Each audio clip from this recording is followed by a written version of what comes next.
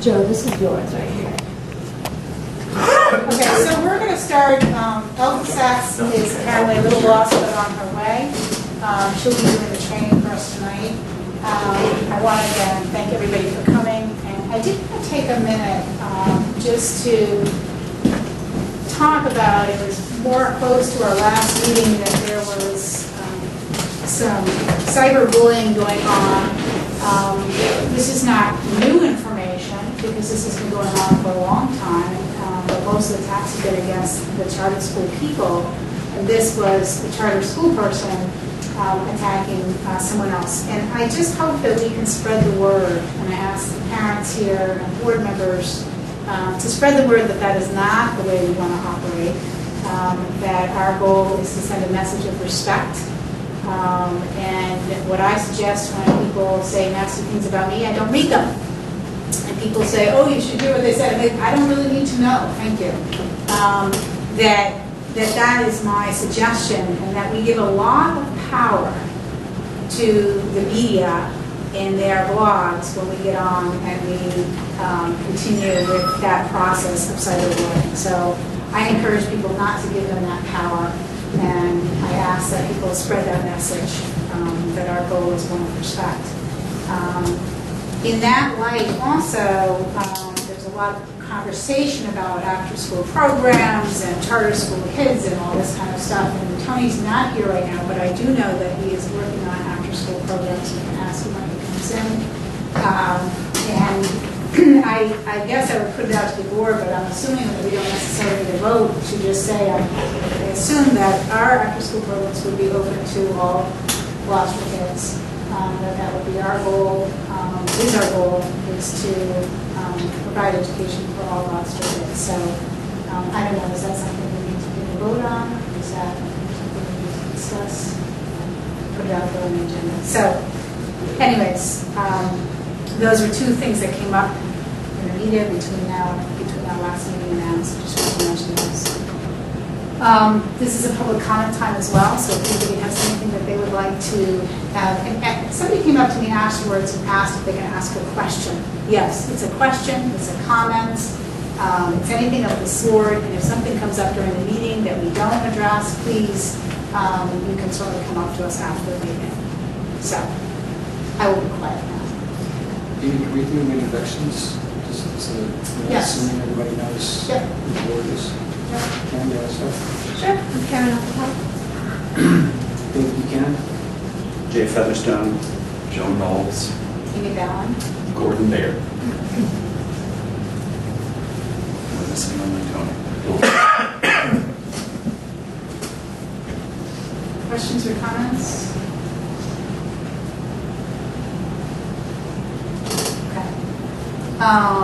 Minutes from October 18th. Everybody should have had a chance to look at those.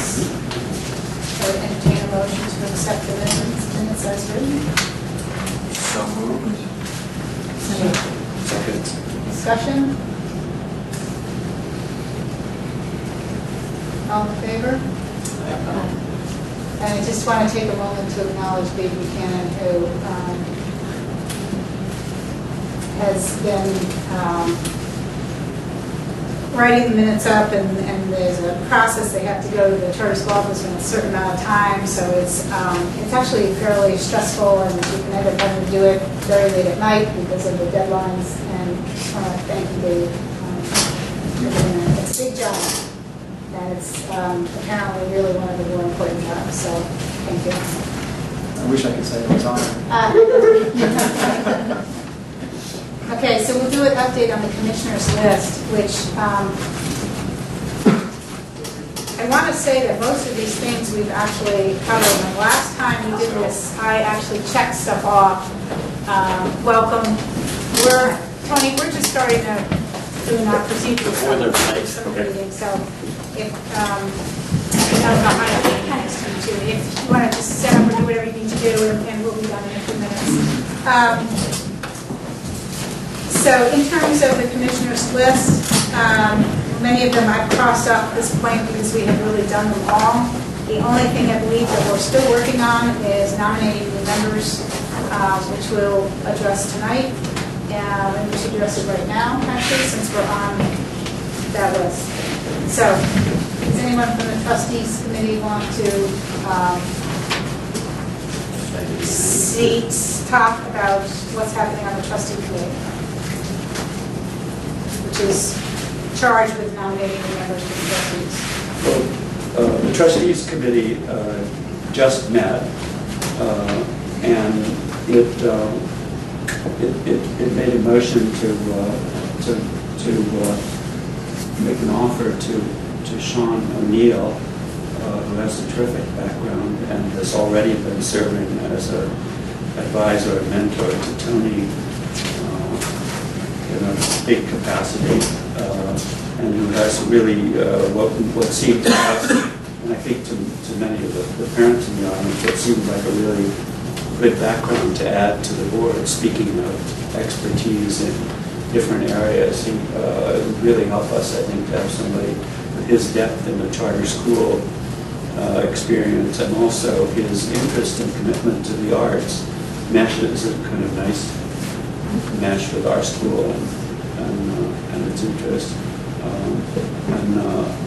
I think I can say that the board was very impressed talking to him, and would look forward to working with him in our group.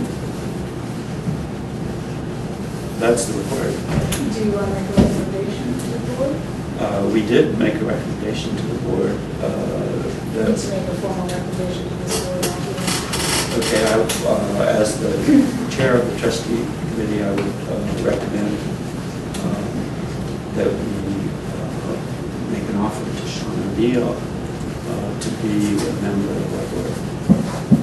I think he'd like to make a motion to make that offer. Actually, the motion is to accept the recommendation. There you go. So move that. Any discussion?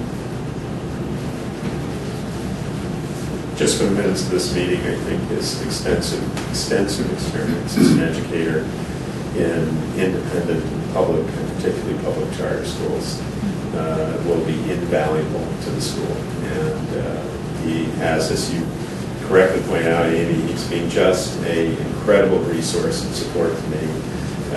His connections in the charter world and his understanding of the importance of the arts and arts in education. He serves on the board of several arts organizations, all just of great value. So I'm really looking forward to continuing our growing relationship. He's one of the first people, like when this was just still an idea that I called to you were like, just start, talking to people about how this happens. And Oh, really? he's one of the first, he and Dale Bishop, I think we reported, were the first people that met him. He's really great, so excited to see his resume, actually. And it was an early visit. Got a lot Yeah. I didn't go on a visit, but a lot of people went to visit his school and were just so impressed. And the school is thriving. Yep. Great job. So, all in favor? That would be condition number 9 on our way. And I just want to mention that there is paperwork that he needs to fill out and send to the charter school office. Something tells me he'll know even better than we do. But I just want to make sure that it gets done. So, Jay, if you wouldn't mind connecting with him and making sure it's basically it's a resume and then it's it's another paper. That he needs to send. What's the other paper called? Do you know? I emailed it. You have it. I emailed it to you not too long ago. I can email it again. No, I probably have it. Okay. Yeah, so you'll have it. Okay. All right, and then a follow-up I would make to the charter school office would be to make sure that they got it. Maybe find out from him when he can do it, and then follow up with them to make sure they got it. Okay. This is on that list. The only other thing on the list is our training, which we should get to tonight. That's it that I see, and the trainings that Tony has to go to. And I had my first day today with the public procurement overview training, and it was generally when you see that list of something you're going to have to do, you sort of initially think, yeah, you cringe a little bit. And it was superb, I have to say. It was absolutely packed. There were probably 45 people there, from the chief of the Stoughton Fire Department to the town managers for several different cities. And just as example, several different school districts were represented. But it's very, very thorough. And I think in terms of identifying multiple resources for achieving the best price possible on supplies and facilities for state entities, I think just a really, really good training. So we've got 2 more days to go, and then there's an exam at the end of it. So we have a review at the end of every day, and I'm back in school. Tony, the November 30th and December 1 and 2 design and construction contracting, is that part of the course that we're doing? Yeah, that's another one that we're registered for 3 currently. Okay. I'm just looking at your list now. I've gone through that, so just dates, and that's the only thing upcoming. So I just wanted to be clear that that's what that was. And then November 24th, that we have trustee nominations that do. So.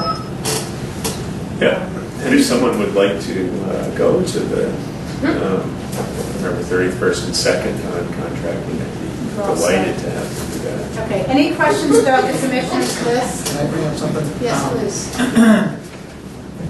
There's a notice from our council today that indicates that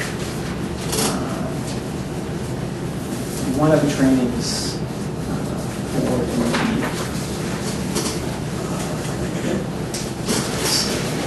public construction bidding laws and whatnot, procurement, and it also should involve the board. There's a difference between the motion that we made and the